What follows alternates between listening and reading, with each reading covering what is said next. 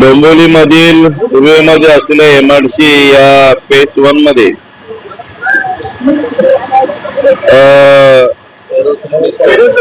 एरोसिन या कापड कंपनीला त्या कंपनीचा असलेला विद्युत ट्रान्सफॉर्मर याचा ट्रान्सफॉर्मरचा स्फोट होऊन त्या कंपनीला आग लागलेली आहे. कुठल्याही प्रकारची जीवितहानी झालेली नाही. आग लागल्यामुळे ताबडतोब कामगार बाहेर निघून आले, त्यामुळे ती एक जीवितहानी वाचली आहे.